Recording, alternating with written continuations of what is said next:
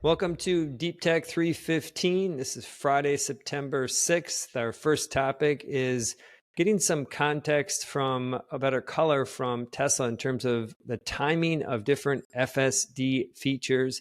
This came out on September 5th, and the basic concept is they're giving some view of when to expect what. And I'm going to jump in and review the tweet here.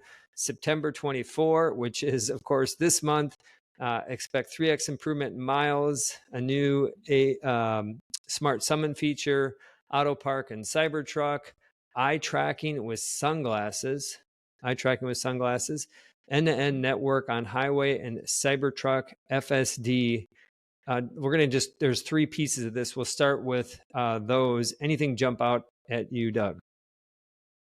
It feels like, again, incremental steps forward maybe for FSD. It doesn't feel like any of these new features are mind-blowing. I mean, we'll see what, 13 does. V13 in October, it sounds like it's a significant upgrade.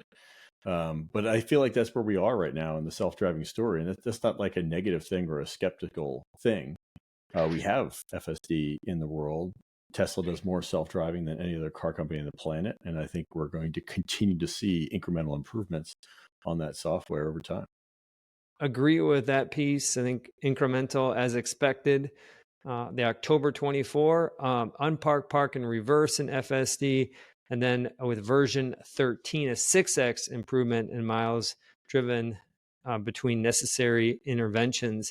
And so we're seeing this kind of exponential improvement month on month, from a 3x improvement in September to a 6x improvement. And I would say it feels like if in fact they do hit this, the kind of that slope of incremental, it seems to be accelerating. I don't know, what do you go from incremental to more leaps? Is that the right way to think about it?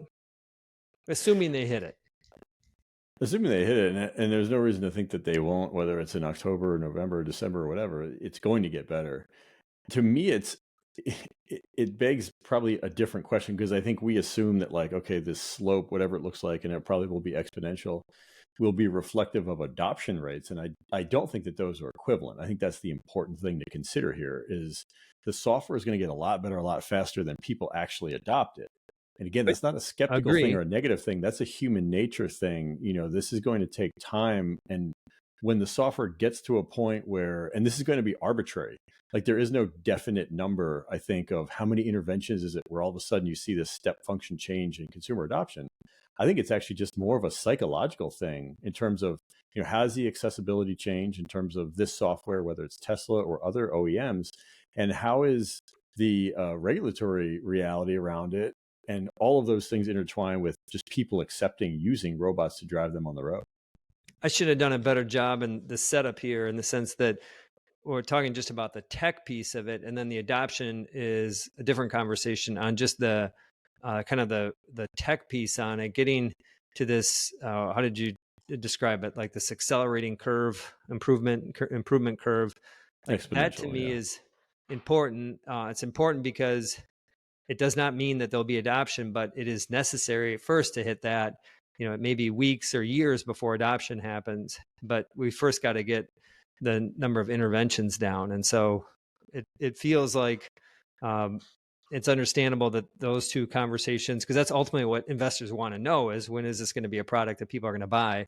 And agree with you, we got to be cautious in terms of kind of some of these milestones, hitting these milestones, because there is that gap between technology and adoption, which gets to their third prediction, which is Q1 of 25, FSD in Europe, pending regulatory approval, FSD in China, pending regulatory approval. And when I read that, as far as FSD, that to me says that it's available, that they will roll it out to some vehicles, but again, it's not going to be mainstream. It won't be almost definitionally, just because obviously we've seen how many FSD users there are in the US. It's a really big market. It's a small number still because it's an emerging technology.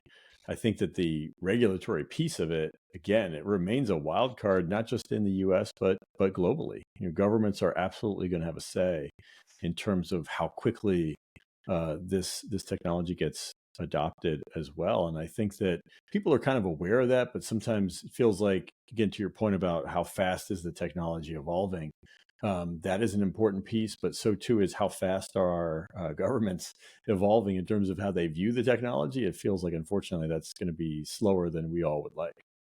Yeah, I'd stress the word unfortunate. And from the highest level, as I look at this tweet, these benchmarks, I don't know if they're going to hit them, but to me, it's a sign that they continue to push forward. Karpathy, the former head of autonomy at Tesla, left in 2022.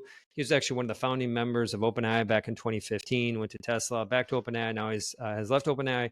Long story short, he had some comments this week where he talked about that he felt that Waymo is ahead of Tesla on software, but Tesla is ahead on hardware, and it's harder to do hardware. So, given he's a home, he's kind of on the home team, former Tesla person, I would expect him to say something generally positive, leaning positive, that hardware is more difficult. But I would think it's safe to say is that this topic is still alive and well, not only in the minds of investors, but also technologists. And so I'm happy to see these targets, even though they'll probably miss them. I think these would show aggressive improvements in FSD. Surely to hear more about that on October 10th. Next topic, similar, related, but of course, commentary related to Musk. He's been leaning more into politics recently. Trump announced that if he wins the election, he will appoint Musk to head of efficiency, I think. Is that what it was? Head of efficiency? I think Czar it of was efficiency? Efficiency right, czar? an efficiency program. Czar is a And complicated word right now. yes. When I hear that, my reaction is I think that'd be good for the country just to have somebody who did what he did to Twitter, essentially, and cut a lot of people to try to get it to be more efficient, more profitable. That aggressiveness, I think, just generally, it feels good. And when it comes to government, always reminded as a kid about the $800 plunger that the government buys. I don't know if those stories were ever true, but just feels like it's ripe for improvements. But then there's immediately after the question just about focus and like his time. And I mean, at some point, like a human can't do more and more and more. I mean, he's got a lot on his plate. And my question is does ultimately, let's say this all plays through, is this going to lean on Tesla shares? If he is in office, I would have to think not in office. Let me rephrase that. If he is Appointee or tied to the new administration, I would have to think that that would be a net positive versus a net negative, just in general, for policy, him and just the space and policy, right? even though it's not directly related to EVs and space. Just having him a seat at the table helps in other ways that are hard to put your finger on. Well, it's a hard topic because it's hard to set politics aside because it's politics. I mean, literally, that's what we're talking about. And Elon has sort of made a very specific bet on something that he believes in, and if that bet pays off, then I think it's probably reasonable to think that he'd be in a better position than if the other side, were to win that he bet against implicitly, gets into office. And so I think it's probably as simple as that in terms of the distraction part of it. Wait, let me make sure I get this right. Is that your take is that it's having him as a part of some part of the administration would help get more favorable treatment from the administration in some way? I'm not saying favorable treatment, but I'm just saying logically, just set everything aside, set all the politics aside. Elon's making a bet that a specific candidate is going to win. He's endorsed a candidate. If that candidate wins, that's probably a better outcome than if the candidate he didn't endorse, which means he implicitly is saying don't vote for the other candidate, if that person wins. I have no idea what policy will turn out or anything that goes on in politics. I'm just saying as a logical, practical matter, that seems like a reasonable assumption. Seems reasonable. Then you layer on top of that just the political nature of becoming political and how that can ignite one base and turn off another piece of the base. And historically, Tesla buyers have leaned more Democrat. And with him getting in office, I mean, could this be one of those things where that left-leaning person who would buy a Tesla just says, "Oh, this is kind of my final straw"? That here he is. He's got a some sort of seat at the table with a president that I don't approve of. I would imagine that a lot of that has already played itself out. I mean, Elon's been so public with all of this in terms of how he thinks about the election. I can't imagine that there's going to be some incremental, buyer at this point who said, well, Elon's candidate won, and now I'm not going to buy a Tesla because of that. I think that's already probably been done. By November, it's been done, but it's gotten more intense just in the past 2 months, which I think can weigh on the near term. It may, yeah. I mean, he has not been shy about being vocal. And so, could that mean there's a headwind to, growth? We're hoping to see that return to growth in the next year. Could this be an incremental headwind? It's certainly more of a risk that it is, but that has nothing to do about who wins or not, in my opinion. It just has everything to do with the fact that he has stepped into the arena. Agree. I'm more nervous about these September delivery numbers based on that factor. We'll see how that plays out. Still believe in this company long term and think that just what's going on FSD and continue to believe Elon's going to stay engaged with Tesla. Let's jump to our final topic, which is next Monday. This has been anticipated for 3 months. Of course, it's the iPhone event, and we'll see iPhone 16. They're going to reiterate the features that they talked about back at WWDC in June. These features are going to be very similar to features that other Samsung has shown, Google has shown on some of their phones. And the real substance of this, the excitement in the features probably won't come until the OpenAI ChatGPT engagement or integration, which isn't until late this year. So Apple will turn on some small language models initially that could allow you to maybe better search for content on your phone, but kind of the real juice, if you will, around this uptake. And Dan Gallagher from the Journal had a piece, and I thought he did the setup really well. He had numbers for where the street is at for the iPhone for this fiscal 25. He had 4.5%. I forget his source. We're looking at FactSet, which is like 6.5%.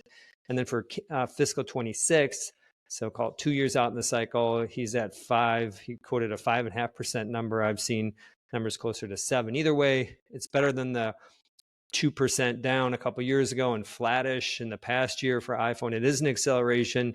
And what Dan kind of brought together, it ultimately comes down to a belief is, are these features going to be enough to get people excited to upgrade? And let's set aside the conversation related to what's going to happen beyond this upgrade cycle, whether it's 1, 2, or 3 years. Let's set that conversation aside and focus on, I want to get your take on, do you think these features are going to be enough to get somebody from normally would upgrade in calendar 26 to upgrade in calendar 25? I think that they will help accelerate growth. And so I think the answer to that question is yes. I think there probably will be enough features, but I think we should put it into context. I think sometimes when we talk about Apple, and I say we, I mean the investor community writ large,